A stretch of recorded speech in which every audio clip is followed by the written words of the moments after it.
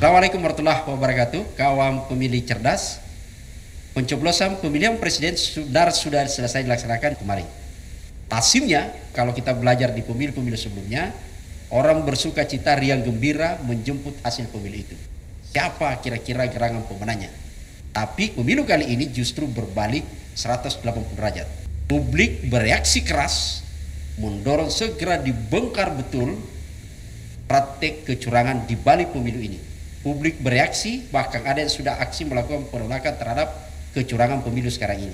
Ada yang menyebut kecurangan terjadi dari proses awal, dan ada yang menyebut pada hari H minggu tenang, pada hari H dan pada saat pencoblosan, intimidasi. Bawaslu pun sudah menemukan. Tapi ada yang lebih gila adalah karena ternyata kecurangan itu terjadi di fase rekap atau perhitungan surat suara. Dan sekedar disclaimer dari awal bahwa kita bisa menyatakan menjamin betul data yang akan diungkap sebentar itu adalah data yang sahih, data yang valid berdasarkan data yang dipublish oleh KPU sendiri, dan kita olah bersama-sama dan menemukan ada angka ternyata adalah justru 90.000 TPS yang patut dipertanyakan. Seperti apa 190.000 TPS itu dan puluhan juta suara yang goib? Ikuti diskusi kami bersama dengan Pak Buntulan Tambunan dan Pak Charles Sihaan dan bersama teman-teman yang lain. Mari kita bersama untuk ikuti diskusi ini. Oke, terima kasih. Kita akan membahas dari data. Ya. Data ini saya ambil dari Sirekap. Dan setelah kita resume, kita analisa lah. Nah, kalau awalnya kita lihatlah data umum KPU, jumlah TPS 823, 236, jumlah DPT sekian, dan jumlah pemilih per TPS maksimum dalam Undang-Undang 300. Rata-rata per TPS jumlah DPT dibagi TPS itu sekitar 249. Nah, inilah menjadi acuan kita. Ya. Sebelum sampai ke dalam data detail, ya, ini sebelum perbaikan atau sebelum konversinya KPU kemarin tanggal 19. Ya, nanti saya akan bagi dua. Ya, untuk sesi sekarang adalah sebelum perbaikan. Ya, karena menarik temuannya. Terlihat seakan-akan ada yang disembunyikan. Tapi apakah itu benar? Hanya KPU yang bisa menjawabnya. Itu loh. Banyak permasalahan hanya KPU. Kita hanya mengharapkan satu-satunya lembaga yang kredibel untuk menjadikan Pilpres ini adalah adil, jujur, ya, fair semuanya, hanya KPU. Jadi saya tidak akan menghujat KPU bla bla bla bla bla bla, tidak, karena dialah lembaga satu-satunya sekarang ini. Jadi kalau kita ingin menjadikan bagus KPU, kita harus bedah di mana kelemahannya. Nah, kalau kami sebagai civil society hanya melihat luarnya saja. Kalau kita sudah lihat begitu, untuk memperbaiki bagaimana ini? Yang paling bagus itu ya audit forensik. Karena apakah di situ hanya masalah angka-angka atau di balik itu ada niat sekelompok, oknum, atau semuanya? Ada di belakang itu, apakah itu ada suatu oknum, ya, dan di sini satu putaran. Nah, ini yang kita lihat. Kita bukan melihat, oh ya 01 harus menang, 02 harus menang, atau 03 harus menang. Tidak sama sekali. Ya. Tapi yang kita lihat, apakah di sini ada oknum? Di sini ada KPU, ada MK, ada aparat, ya. Itu apakah ada di genggaman seseorang? Nah, inilah yang kita mau bahas. Ya. Nah, di sini awalnya sebenarnya ada data saya, ya. Itu 14 Februari, sewaktu dibukanya quick count, ada keanehan. Keanehan inilah yang membuat saya agak galau. Misalkan tiba-tiba di dalam quick count, ya, data itu yang terinput 25% sampai 30%, belum nongol. Ya, loh. Jadi kita tidak tahu kejar-kejarannya. Kalau biasanya kan di 5%, 7%, 10%, jadi ada kejar-kejarannya. apakah 01 lebih dulu ya, karena kan datanya ini apakah dari Indonesia bagian timur ya kan, terus baru ke tengah, karena kan waktu berbeda kan. Dua jam untuk timur, tengah 1 jam, artinya itu juga menggambarkan apakah di timur menang, siapa yang memilih dan segalanya, dan itu biasanya belum fix, belum stabil. Nah ini tiba-tiba 25, tiba-tiba udah stabil. Ini yang membuat saya galau sebagai warga negara, ya, civil society, loh kok begini sih? Nah ini data sebelum perbaikan, artinya sebelum tanggal 19 ya, kalau tidak salah, Februari. Nah saya baca lah, bangunlah saya, ini kan setiap waktu di save oleh, ditampilkan oleh KPU ke Sirekap yang kita bisa lihat, ada dashboardnya. Nah saya tanggal 15 24 jam 6 pagi ya, suara sah itu 20 jutaan, TPS yang terinput 323.000. Di mana anehnya ya? Anehnya ini ya, kalau kita bagi suara sah dibagi TPS, hasilnya hanya 26% suara sah per TPS. Udah 323 loh. Ilmu manapun juga, statistik ya, apapun juga, kalau sudah 323.000 dari 823.000 tadi, itu kira-kira 39%, itu sudah stabil. Suara sahnya adalah 26%, golput dan surat rusak itu 74%. Masuk akal nggak nih? Tidak masuk akal kan? Nah, terus saya catat lagi, tanggal 15 Februari 2024 jam 20.30, suara sah 40 jutaan, TPS terinput 366. Nah saya bagi lagi dong, 40 juta dibagi 366, suara sah naik 44%. Lo tadi udah stabil dalam sebagai ilmu statistik ya. Tapi faktanya meningkat tajam.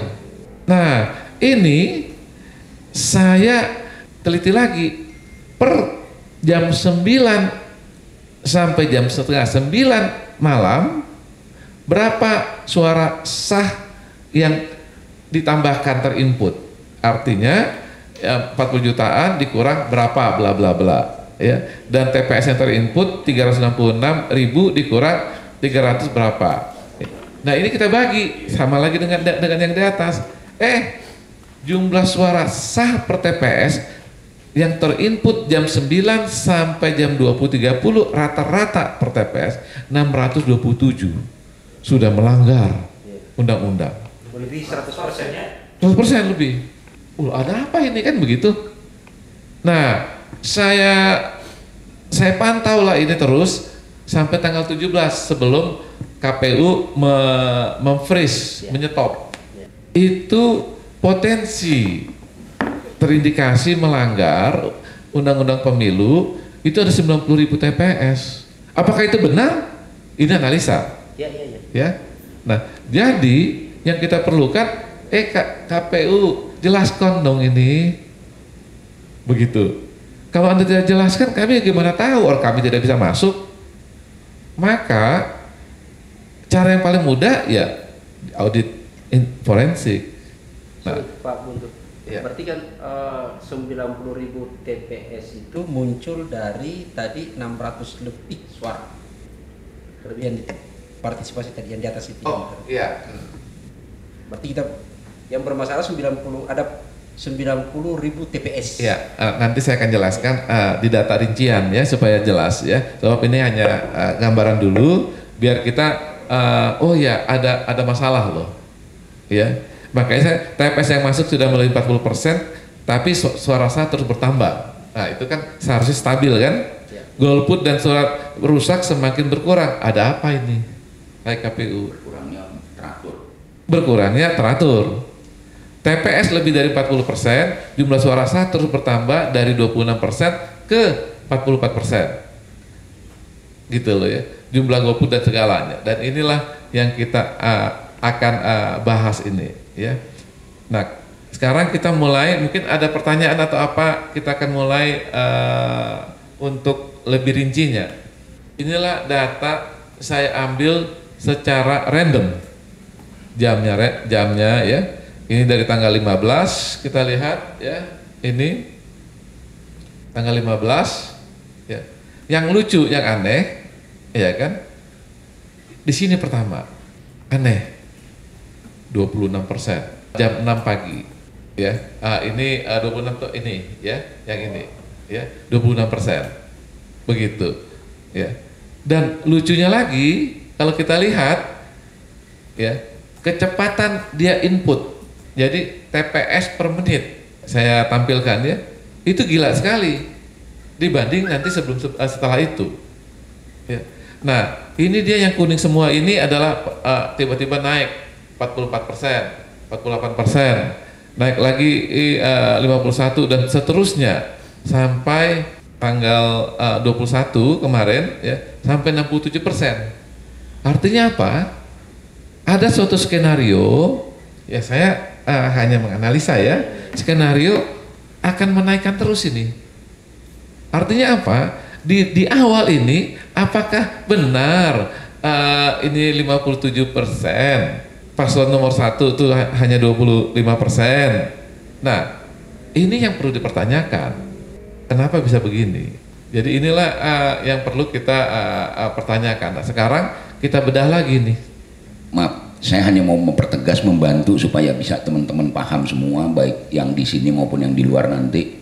Sepakatkah kita bahwa di alam semesta itu nggak ada kesalahan, error atau miss atau apapun istilahnya, ketidaksesuaian antara satu objek dengan satu objek oleh karena malfunction sebuah sistem, hasilnya teratur naik secara gradual dari 26 ke 66. Karena alam semesta itu kalau umpamanya kita ambil tanah di mana saja gitu, ini tanah kita ambil, kita genggam, kan di dalamnya itu nggak tanah, tanahnya paling 80%, 20% itu kan remeh-temeh, macam-macam. Alam itu kan begitu.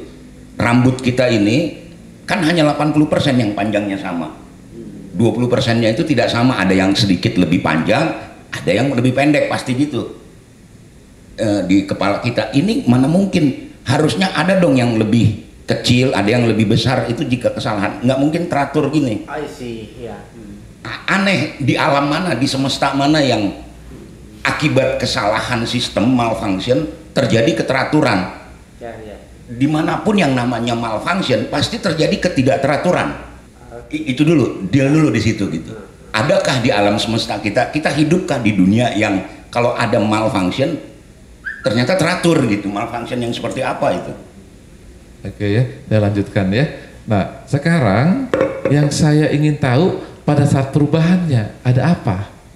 Artinya jelang waktu di sini jam 9 sampai jam setengah 9 malam ada apa?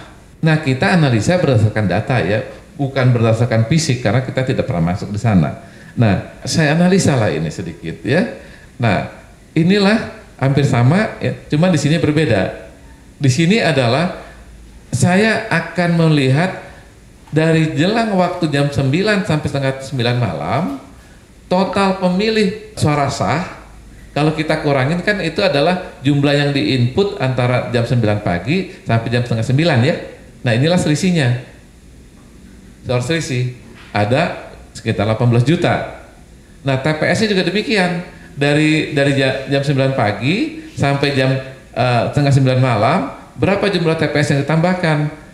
Tinggal kita kurangin saja 28.000 sekian. Nah kita bagilah rata-rata per TPS. 627 suara sah per TPS. Dipukul dari jam 9 pagi sampai setengah 9 malam. Dan yang kuning ini semua adalah yang terindikasi melanggar undang-undang. Nah sekarang kita lihat. Nah inilah yang terindikasinya. Ada berapa sih? Gitu loh. Sampai tanggal 21 jam 11 itu ada 92.398 TPS yang terindikasi di atas 300. Terindikasi pelanggaran hukum ya. Tapi apa benar? Itu dari Ya, dari waktu ke waktu selang jam ya nah ini tanggal 15 ya jam 20.30 sampai 20.40 itu terindikasi lagi kan gitu. Ini sebelum ada perbaikan loh ini. Sesudah ada perbaikan, ada konferensi pers oleh ini ada perbaikan. Tetap aja. Tapi ada apa? Dan bagaimana dia memperbaikinya? Gitu loh. Bagaimana SOP untuk menampilkan data itu ke masyarakat? Itu dong. Mereka tidak jelaskan itu. Oh, yang tidak 301 dengan Iya, ini setelah konferensi pers KPU. Yang ini ya nanti saya jelaskan lebih rinci ya. Ada yang menarik ya, tapi itu nanti saja. Tapi yang kita ingin tahu sebenarnya, KPU apa sih yang diperbaiki? SOP-nya yang salah atau sirekapnya yang diperbaiki? Atau jangan-jangan kan itu dia harus jelaskan. Karena sebelum konvers itu 90 ribuan yang terindikasi ini ya, yang ini. Nah, tapi setelah ini dia kecil. Tapi sekarang saya lihat, saya kasih contekan sedikit aja ya. Ini saya akan lihat setelah perbaikan dan sebelum perbaikan kecepatan input TPS-nya. Ya, bukan jumlah orangnya ya. Karena kan yang ini kan TPS. TPS itu kan hanya data paslon 1, data paslon 2, data paslon 3 dan jumlah TPS ya. Nah, ini lucunya saya ngambil kesimpulan aja, nanti akan ini data saya ya. Nanti saya akan di berikutnya kecepatannya sebelum konver itu 61 TPS per menit. Setelah ini hanya sekitar sekarang 9,7 TPS per menit. Tadinya 60. Satu. Ada 60 TPS. Nah, itulah. Input masuk ke Sirekap. Artinya jauh lebih lambat. Oke, ada perbaikan tapi lebih lambat, tapi kalau datanya benar nggak apa-apa. Ya. Tapi yang perlu kita perhatikan adalah ini skenario ini suara sah itu nantinya ya. Nah, oke. Nah, semakin lama semakin naik. Berapa skenario dia apakah by skenario makin lama makin naik sehingga mencapai kira-kira kalau kita pengalaman pilpres kita antara 75 sampai 80 ya, atau udah segini nih. Skenario itulah yang kita waspadai sebagai seorang civil society itu. Nah, ini adalah potensi suara direkayasa sebenarnya ya. Tapi ini berikutnya lah ya, bagaimana skenario 100% tidak akan mungkin ya, 80%, 75%, 70% ya. Ini saya sudah lakukan. Nah, tinggal bagaimana kita menanggapi ini dulu. Karena KPU ini harapan kita dia bisa jujur, bisa adil, bisa bekerja sesuai dengan hati nurani dan peraturan perundang-undangan. Karena itu saya sangat mengharapkan kalau mereka tidak mampu seperti ini, karena mungkin ada yang di belakangnya entah siapa ya kan, sehingga dia pun terancam dan segalanya ya, kita tidak tahu. Yuk audit forensik yuk, yang mendukungmu masyarakat loh. Nah, seperti itu penjelasan saya. Terima kasih. Makasih Pak Bunturan Tambunan. Ini lepasan Tokyo. Ada banyak hal yang kita bisa ketawa sekaligus agak sedih, miris, tapi tentu kita akan kembali ketawa kalau ini bisa dibuka kejujurannya. Dan ada memang hal ini bukan soal skeptis ya, tapi ada beberapa hal yang memang membuat kita untuk bertanya. Dan rasa-rasanya agak problem kalau kita tidak bertanya. Pak Charles gitu ya. Misalnya pertama itu adalah tadi misalnya mungkin bisa ditanyakan yang awal gitu Pak ya. Itu kita lihat misalnya dari sisi angka partisipasi. kebetulan saya juga suka mengutak-atik angka gitu ya. Jadi dalam waktu tanggal 14 kami quick count. Bukan kami yang melakukan quick count, tapi kami mempublish hasil quick count gitu ya.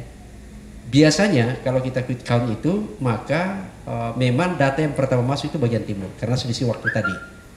Dan kita juga paham bahwa kalau data yang masuk dari timur awal, maka biasanya kita akan mulai start dari nol, dan paling yang masuk mungkin angka itu 25%. Karena sampel TPS-nya tentu jauh lebih sedikit daripada yang ada di tengah dan apalagi barat.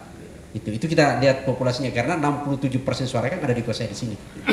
Itu yang pertama. Tapi kemudian sudahlah quick count itu kan keluar dan langsung angka 25 dan stabil di 50. Tadi saya agak tergelitik, pacarnya kita menyebut keteraturan gitu ya. Rambut saja ternyata tidak sama panjang semua gitu, apalagi ini. Nah itu kan polanya terlalu konsisten lah gitu ya, polanya gitu. Jadi mungkin lupa kalau itu gitu ya. Tapi ini sorry Pak, agak panjang, nanti teman-teman bisa nambah gitu ya. Saya agak melihat misalnya pola masuk di awal itu 15 gitu ya, 15 Februari ketika datanya Pak Tambunan itu ternyata ada yang menarik gitu ya. Di pukul 6 itu kan masuk sebenarnya angka sudah berada pada posisi ya itu Pak. Paslon 1 misalnya ada 5 juta, paslon 2 ada 11 juta, sudah berada pada angka 55% gitu ya. 56 karena 55,97, jadi kalau dibelatin 56 gitu ya. Kemudian paslon 3 itu ada 4. Kita tidak akan mendiskusikan di situ, tapi ada yang menarik adalah itu di jumlah TPS yang sudah masuk. Jumlah TPS yang sudah masuk itu adalah angka 323.000, berarti sebenarnya sudah hampir 50%. 40% lebih lah gitu ya. Dari 800.000 sekian TPS itu sudah menjadi, ya sorry itu 39 ya, 39%. Kalau dibagi berarti rata-ratanya adalah 64. Bayangan saya, bayangan aku nih Pak, kalau dalam posisi angka 39 itu mulai memang belum stabil betul kalau ini, tapi paling tidak itu mendekati. Jadi kalau istilah kami itu sudah mulai melandai, sudah mulai melambat, dan itu mulailah gitu ya, apalagi masuk 50. Artinya kalau ini kita baca pola, kalau pola dari sebenarnya kan kita, yang saya melihat itu adalah partisipasi ya. Ternyata rata-rata 26, maka kalaupun ada perbedaan di, lagi-lagi kita bicara ini TP misalnya, kan kita tidak bisa baca di TPS di mana gitu ya. Tidak bisa. Tapi kalau dilihat dari pola 39% itu sudah masuk pola dari mewakili timur, tengah, barat Pak. Itu sudah masuk. Nah, dalam konteks itu berarti sejatinya nanti tren angka partisipasi itu di situ. Lagi-lagi sorry Pak ya. Lagi-lagi polanya itu kita baca misalnya 26 mungkin akan ada naik, tentu akan ada 44, ada 26, tapi trennya akan lagi-lagi tadi Pak tidak beraturan. Jadi akan ada, bahkan mungkin akan ada cuma 22%. Semakin masuk di wilayah-wilayah yang tingkat pendidikannya malah biasanya lebih malas untuk pergi mencoblos gitu ya. Nah di komplek-komplek dan macam-macam. Nah ini kan 26 idealnya berarti ada di timur dan ada di tengah, dan masuk sebagian di barat. Nah harusnya itu. Ternyata kalau kita lihat ke bawah, saya agak ini, kita lihat ke bawah justru ada yang mencapai rata-rata partisipasi itu 144. Oke, masih oke lah, katakanlah gini gitu ya, kita benarkan itu. Tapi itu lagi-lagi polanya tiba-tiba naik terus tuh, 51, 52, 58, naik 60, 67 gitu ya. Itu yang menurut saya sepertinya, mudah-mudahan gitu ya, mudah-mudahan salah saya. Kok di awal-awal yang perhitungan itu angka partisipasinya rendah, ya kan? Ini otak nakal ini Pak, otak kanan nih kan gitu ya. Kok padahal ini kan sampling nih, bukan sampling, ini kan angka yang cepat masuk. Jadi laporan yang di sistem rekap itu yang pertama mengupload masuk ke KPPS. Kok tiba-tiba yang awal itu semua yang merekap itu adalah yang partisipasinya rendah. Lalu kemudian nanti yang menyusul adalah yang partisipasi seolah-olah disebut untuk jam sekian yang rendah dulu ya masuk. Untuk jam sekian yang rendah dulu. Nah awal-awal gitu ini. Lagi-lagi kita itu akal sehat. Ya, itu pertanyaan yang harus lagi-lagi dijawab oleh KPU. Saya setuju tadi Pak. Saya setuju bahwa ini bukan soal yang punya kredibilitas untuk menjawab, bukan. Ini memang dia harus jawab. konstitusinya adalah KPU harus jawab, gitu. Jadi harus dia jawab. Ini kira-kira seperti itu gitu ya. Lihat. Nah, mungkin bisa di ini sekaligus dengan Pak Charles nanti gitu ya. Mungkin bantu kita untuk mempertegas itu dari kalau yang melebihi TPS 600 dan ini melanggar konstitusi itu pasti gitu ya. Tapi saya ingin bertanya begini Pak. Dalam undang-undang pemilu atau di PKPU lah, jumlah DPT jelas 300 maksimal, jumlah surat suara harus jelas gitu kan Pak ya, dan hanya melebihi sekian persen, 2% lebih gitu kan. Lalu kemudian jumlah pemilih yang akan berpindah mengantisipasi dan macam-macam. Artinya dalam DPT itu sudah jelas pemilihnya sekian, jumlah surat suaranya sekian, kok ada 600? Rata-rata. Jadi ini bukan cuma 600, bukan cuma 600. Tapi ini adalah ada penambahan. Jadi istilah saya itu gini. Pak Tebro, mohon maaf saya kadang mengambil analogi. Saya kan lahirnya di hutan Pak. Jadi analogi, jangan-jangan satu, ada warga negara yang tidak terdaftar, tiba-tiba dia terdaftar hanya pada saat pemilu dan kemudian hilang lagi di tesnya setelah pemilu. Itu akal sehat. Akal sehat, ya, sah gitu ya. Waras Pak ya, waras, bukan dungu. Yang kedua adalah pertanyaannya itu, atau jangan-jangan memang ada, kita ngobrol begini 1, 2, 3, kita 6, 7, 8 gitu ya, kita ngobrol nih, jangan-jangan sebenarnya ada 100.000 orang yang ada dalam ruang ini kita tidak bisa lihat, tapi KPU bisa lihat itu, walau gitu ya. Pacar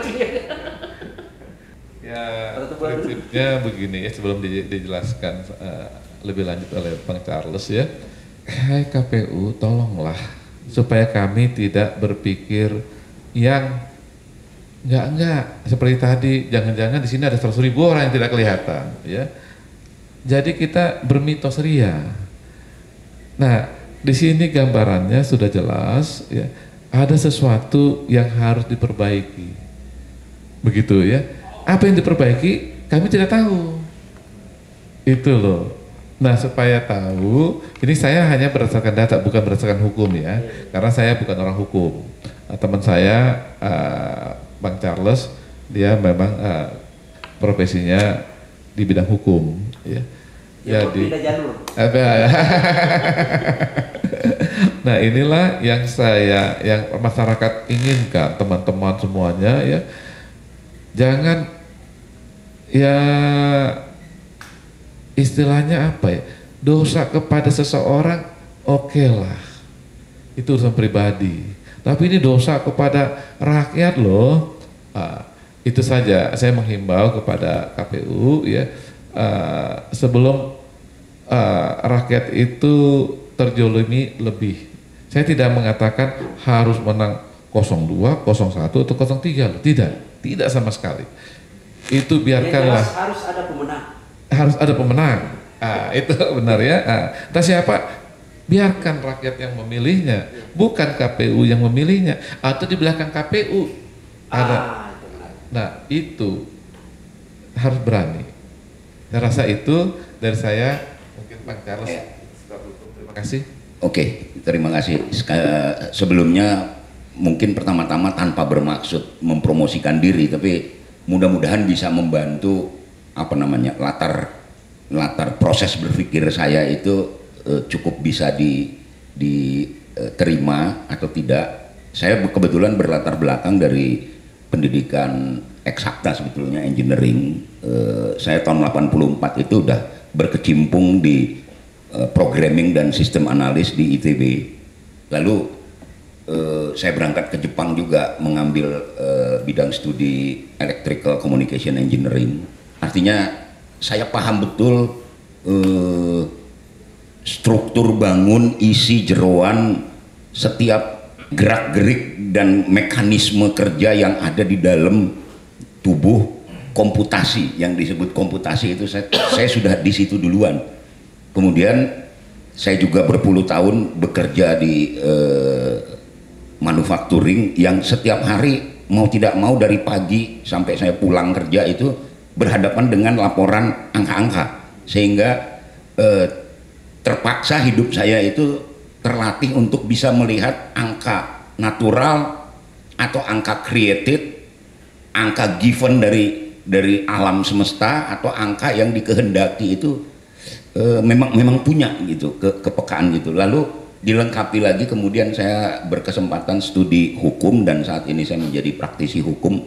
Artinya saya kalaupun memberi opini-opini hukum atau analisis itu jangan dikhawatirkan bahwa saya pun cukup memiliki kapabilitas mencerna aneka varian-varian angka yang terbit di semesta alam ini. Nah sekarang kita masuk ke bahwa angka ini adalah bukan angka yang dibuat oleh siapapun, hanya angka yang ditampilkan oleh sebuah lembaga di negara Republik Indonesia ini disalin ulang saja. Dan ini saya juga udah ikut memverifikasi waktu menyalin dari screen Sirekap yang dipublikasikan di Semesta Indonesia ini, disalin ke dalam Excel ini apakah sudah apa adanya, karena ini disalin dengan di screenshot dulu ya, saya verifikasi angka demi angka juga memang sudah sahih angka ini, memang benar-benar copy paste dari apa yang hadir di konsol layar KPU yaitu Sirekap. Nah oleh karena setelah disusun seperti itu menimbulkan pertanyaan ataupun akal sehat, kita melihat ini dengan akal sehat, nampak ada hal-hal yang di luar nalar, maksudnya tidak mungkin ini bisa terjadi. Kita hidup bukan di semesta yang seperti ini, kita hidup di yang tidak bisa kita atur-atur. Alam ini sudah sedemikian rupa diciptakan oleh Tuhan, itu bervariasi. Anak saya kembar pun tidak sama, beda. Anak saya kembar kebetulan, mereka nggak sama, nggak serupa, ada bedanya gitu dalam satuan-satuan tertentu. Nah sekarang kita disajikan oleh lembaga negara ini yang disebut KPU sajian informasi yang seperti ini. Tentu kalau dilihat sajian ini, saya yang berlatar belakang komputer pun sangat-sangat bingung dan sulit memahami bahwa ada kekeliruan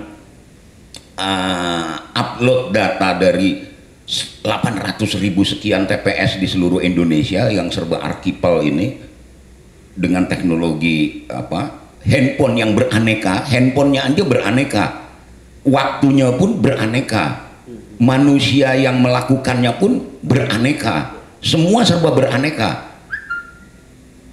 Memang nggak kelihatan aja di udara ini, sebenarnya data itu ketika masuk ke server pun beraneka, baik aneka jarak, aneka waktu, semua serba beraneka, beragam. Artinya bervariasi. Yang disebut bervariasi itu ada yang ke atas, ada yang ke bawah, atau kalau angka ada yang besar, ada yang kecil. Bagaimana mungkin bisa ada angka serba seragam dan punya trennya itu ke satu titik? Itu hanya karena ada algoritma atau karena ada kehendak, arahan, guide yang bisa menghasilkan paparan angka yang seperti itu. Itu sistem itu yang bekerja. Iya. Angka itu seperti itu. Entah. Saya juga kalau sebagai programmer diminta membuat sistem yang seperti ini secara otomasi, mau nggak mau saya harus pakai algoritma. Ada beberapa yang saya kunci terus ada tujuan kalau di program itu, tapi nanti terlalu teknis kalau saya komunikasikan isi di dalam bangunan komputer itu ya. Sekarang kan sederhananya kan itu dari sebuah foto, image, lalu dengan teknologi OMR atau CMR itu diejawantahkan menjadi angka-angka yang bisa terkalkulasikan tambah kurang bagi kali. Kalau gambar kan nggak bisa ditambah kurang bagi kali kan. Nah, harusnya kalau umpamanya dikatakan, KPU sendiri masalahnya udah berkata ada kesalahan, apakah kita nggak percaya dengan ucapan KPU yang berkata di publik ya ada kesalahan?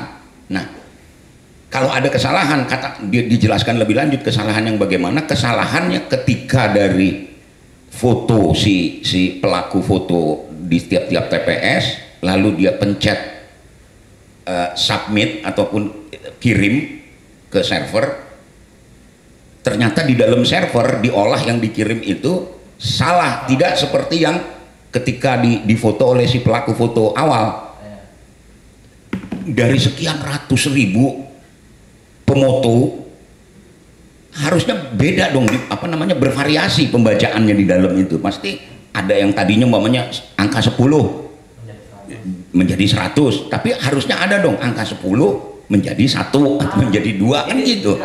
Ini kok jadi ke arah satu arah yang sama. Kesalahan yang seperti apa gitu, yang seperti itu saya yang berlatar belakang komputer dan nggak tahu lah, di Indonesia ini saya kira masih bisa terbilang yang dari tahun 80-an udah belajar komputer itu sangat sedikit lah.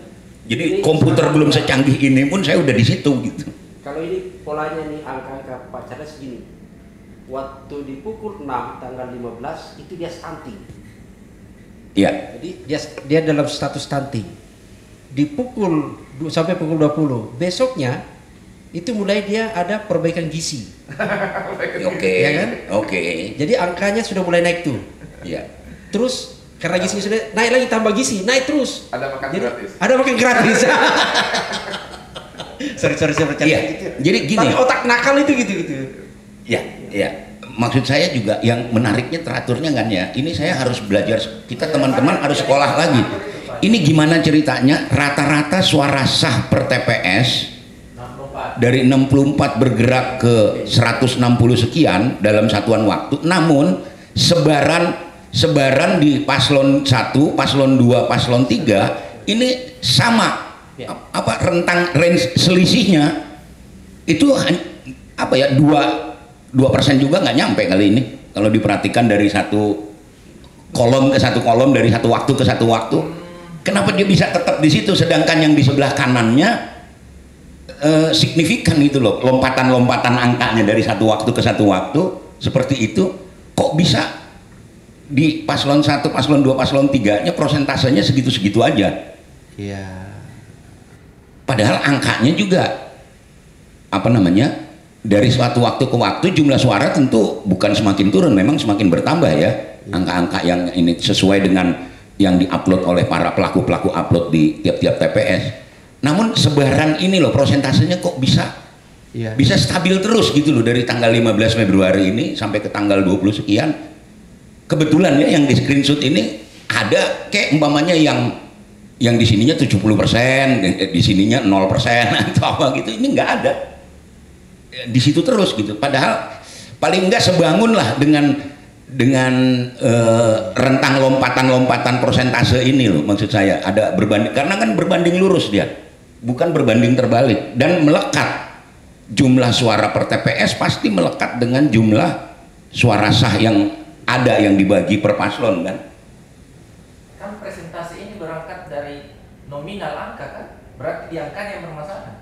Iya, cuman kan angka juga itu kan stabil itu. Coba lihat tuh angkanya gitu ya.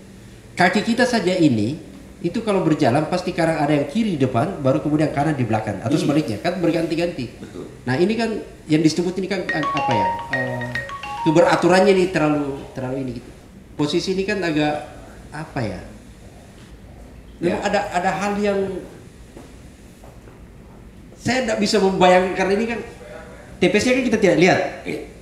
Tapi pola itu menurut saya iya, ini yang kadang-kadang kalau sementara ini yang beredar di beberapa hari ini, kalau kita saksikan di aneka tayangan-tayangan televisi yang dihadiri oleh para personel-personel yang apa ya, punya legitimasi kehadiran, punya posisi hukum, yaitu umpamanya kayak ada dari KPU-nya, ada dari Bawaslu-nya, ada dari partisan parpol hadir, selalu banyak itu berdebat, ya ada katanya.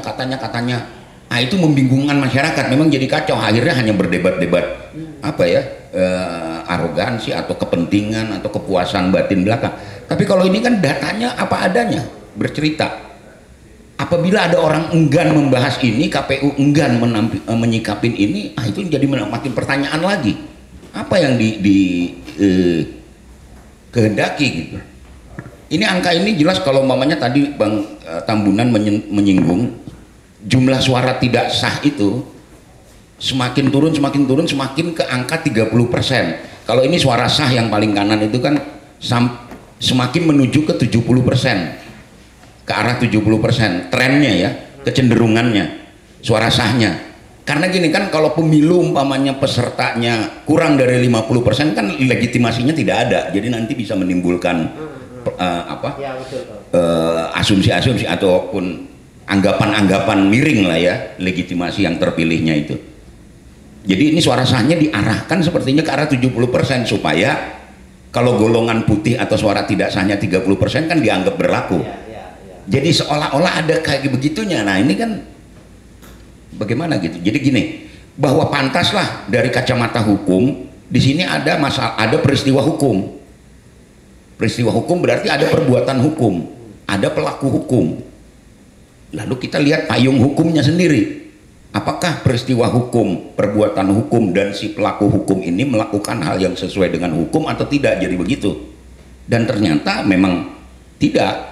Salah satunya itu, kok bisa dibiarkan, katanya diperbaiki tapi masih tetap yang melawan hukum, yaitu angka TPS, suara per TPS 300 itu masih hadir terus. Perbaikan yang seperti apa, sementara tidak dihentikan, tidak dilakukan apa-apa. Katanya iya, sudah diperbaiki, sudah diaudit, sudah ini, sudahnya banyak, tapi tetap dibiarkan. Itu kan kalau di kacamata hukum ya masalah hukum itu. Apalagi ini kepada publik yang lebih punya hak, lebih punya kewenangan untuk mengkonsumsi informasi ini. Kalau dibilang ada teman yang bilang, apalagi yang ahli-ahli hukum tata negara, khususnya yang dari partisan politik tertentu, bilang ya udah itu kan Sirekap itu bukan data formal, bukan data yang layak pantas dibawa ke pengadilan dan sebagainya dalam hal sengketa pemilu. Yang sah itu kan yang manual, kita tunggu yang manual aja. Itu buat apa dihadirin? Itu pertama. Kemudian Sirekap itu ada loh terdefinisikan di peraturan KPU bahwa memang inilah yang resmi, yang direkomendasikan, artinya yang dipakai uang negara, uang kita semua dipakai untuk menghasilkan ini. KPU yang mengatakan itu, jadi harus bertanggung jawab lah, kesahihannya, keakuratannya, prosesnya sekali lagi. Kalau tidak ada itu kita tidak temukan ini kan. Iya. Nah sekarang bayangkan kalau kita dibilang digiring ke arah manualnya aja kita tunggu, ya udah manualnya, ini nggak usah. Kalau kita mau mengandalkan manual ya, Sirekapnya kita abaikan, toh juga nggak sah, nggak resmi, nggak usah lah dipusingin, ngapain sih ngomongin Sirekap gitu. Ya oke, kalau kita ke manual juga bukan yang nggak ada masalah, justru karena ada potensi yang saya bilang tadi, ngitung tusuk gigi itu setiap orang aja bisa beda, maka digunakanlah alat bantu ini untuk menjaga, untuk meng-cross check. Nah sekarang alat bantunya seperti ini, terus gimana gitu?